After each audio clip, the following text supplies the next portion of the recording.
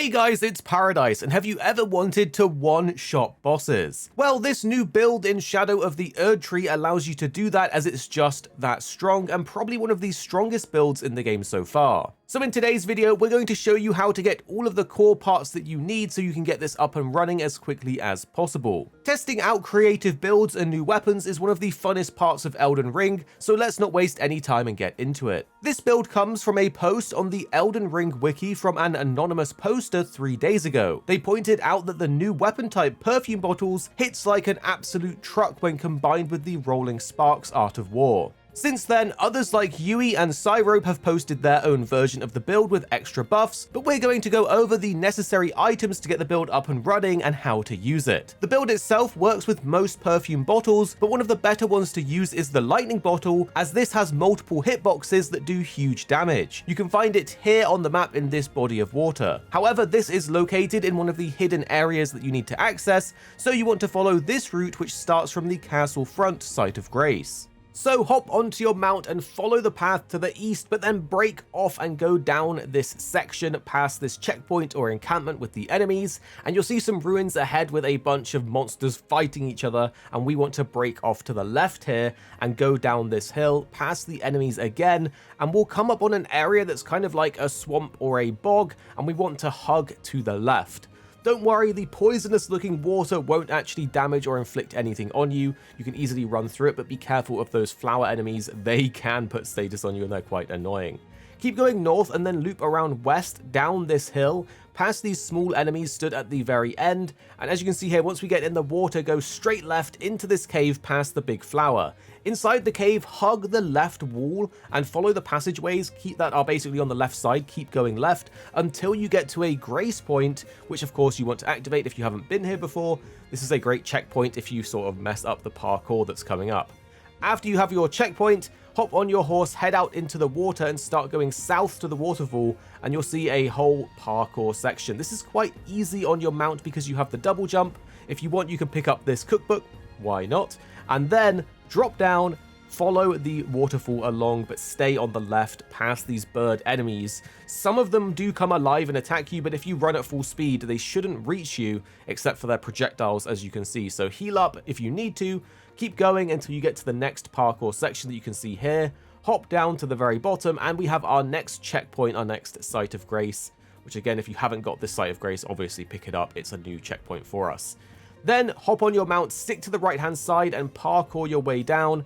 You'll see there'll be a bunch of platforms and a sort of stone bridge that we can go on. This will be the easiest way to get down into this next section. From here though, you want to head sort of southeast, and you can see there's a very easy route to go now. We've basically done all of the hard bits. Go past all of the golden goats and keep going southeast until you come across this small lake or puddle of water, and inside of this water will be the lightning bottle that you can pick up.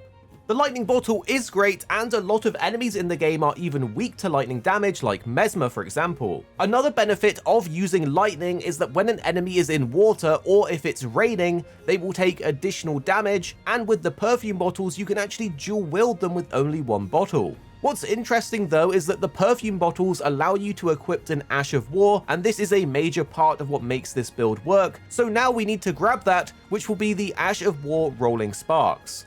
This is super easy to get if you've progressed to the Skadu Atlas, as this is located here in front of the Shadow Keep. So you can go from the Shadow Keep main gate or the High Cross Road site of Grace. So for this video, we're going to show you the route from the Shadow Keep main gate. So what you want to do is head down the elevator, and don't worry, this is actually a pretty quick and easy run to grab this. So once you get to the very bottom of the elevator, head outside, and don't worry about the big fire golem if he's there for you. We're going straight to the left, and as you can see, there's this sort of cliff, this small hill with these rocks, and floating in the sky, you're going to actually see a scarab, and we want to defeat this scarab. So using a ranged weapon, a spell or an incantation, knock it down and get ready because you want to defeat it very quickly. It will roll and run away. So destroy it before it disappears, chase it down, and Rolling Sparks is yours. With just these two items, you basically have the build already. As with the Rolling Sparks, normally you're meant to shoot it directly at enemies, and it will send a forward projectile that procs multiple pops as it travels, causing deadly explosions. But if you aim this down down on the floor next to a target, it will stack all of those procs that normally activate as it travels in a single spot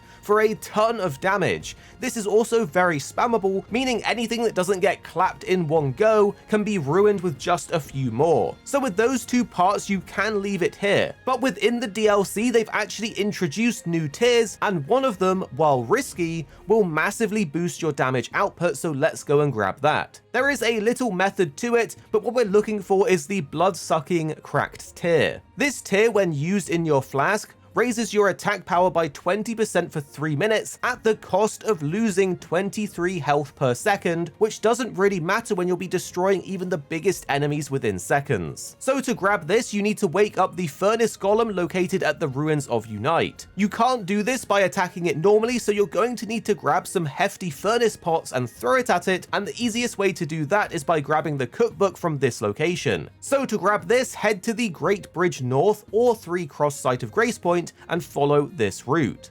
From here, hop onto your horse and loop around and start heading south. It's very close by. You'll see this burnt out little house. What you want to do is just run inside and pick up everything. And in here will be 2 furnace visages, which you need to craft, and the cookbook. You should have most of the items for the hefty furnace pot as you passively have explored the world and played the DLC. But one thing you may struggle with is the hefty cracked pot crafting material. We've actually included a route to this in one of our previous videos, the Sword of Light and Darkness, so here's this location and route for your reference. So from the Morth Ruins Site of Grace, this will be the closest point to get to Bonnie Village by going here on the map.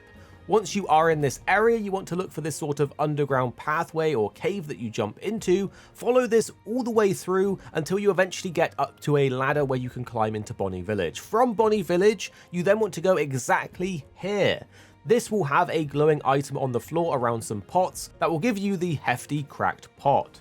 After this, you now need to head to the furnace, which you can get to by going to the Castle Watering Hole Site of Grace. This Site of Grace is accessible by going down the secret ladder route in the Shadow Keep. We need to go here and defeat the golem by throwing a hefty furnace pot on its head and then defeat it, so follow this route and method so you know how to do it. So hop onto your mount and head straight east where you'll see the big sleeping fire golem trash can thing. Pick up the furnace visage in its hand because why not? It's a great crafting material that you need to craft the pots anyway.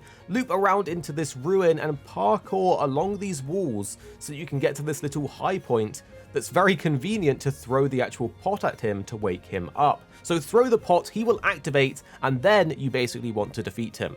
As you see, when the pot is then thrown, he will wake up and now's your chance to fight. This does drain a lot of your HP over time, but the damage boost is incredible, and if you want to lessen how much health is being drained, you can always bring buffs like Bestial Vitality or the brand new Crimson Sapping Cracked Tier, as this restores health over time, kind of counteracting it. But do note that using this new tier will dramatically boost your damage, so in our opinion it is worth it, so long as you're able to keep track of your health. For talismans, you can use anything that will boost your attack power, and the ones that we're currently using are the Lightning Scorpion, the Shard of Alexander, and the Perfumer's Talisman, with a spare slot for any extra talisman for either utility or additional damage boosting. It's up to you. If you have any extra suggestions though for what you should put in this slot, definitely tell us down below so we can all learn together and figure out what's best. The talismans that we're using all come from the base game, and here's a quick recap of what they do so you understand the build. These are all base game talismans, so you should probably already have them, but here's a quick recap. You can get the Lightning Talisman by going to the Windham Catacombs, as this is in a sealed room that requires a Stone Sword key. This talisman boosts your lightning damage by 12%, but increases the physical damage you take by 10%.